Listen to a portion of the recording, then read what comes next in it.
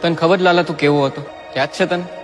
આછું આછું યાદ આવે પણ આમ નહીં.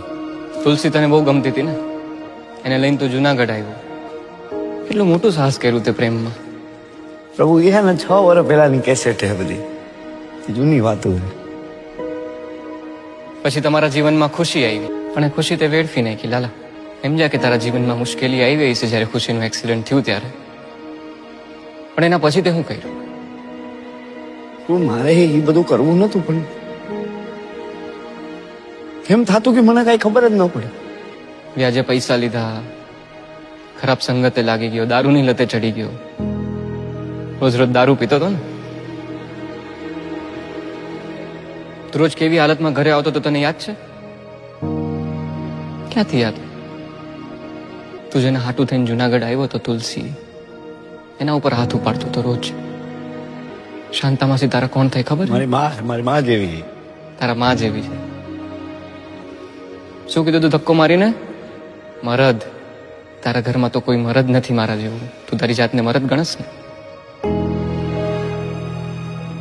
હલવાઈ ગયો હો આ ઘરમાં, નીકળી નથી હકતો. ઉભો ઉભો રોવે મરદ. મરદ ઉભો ઉભો રોવે છે. મરદ 2 દિવસ પહેલા મરવા પડ્યો હતો. લાલા તને શું લાગે છે કે મરવાથી બધું સારું થઈ જાય? સારું થઈ જાય? તું અહીંયા છો, અહીંયા હલવાણો છો, આટલા દિવસથી ગાયબ છો. ઘરે શું હાલત થઈ છે તને ખબર છે? તુલસીની ખુશીની શું હાલત થઈ છે તને ખબર છે લાલા? એ મારી જેમ રોતા હશે, મને યાદ કરતા હશે આ ટાઈમ. તે કેમ આવું કર્યું લાલા? મને નથી ખબર કેમ આવું થઈ ગયું. સરસ સરસ હાલતું હતું ને બધું, તે કેમ આવું કર્યું?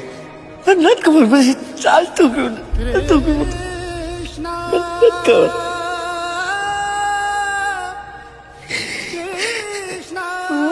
પપ્પા ક્યારે આવશે? ઓલા પીહુના મમ્મી કહેતા હતા પપ્પા મરી ગયા. ના આવે, પપ્પા જીવે જ છે. તું જો આ પિંક કલર કેટલો ફાઇન છે, કરવા માંડતો.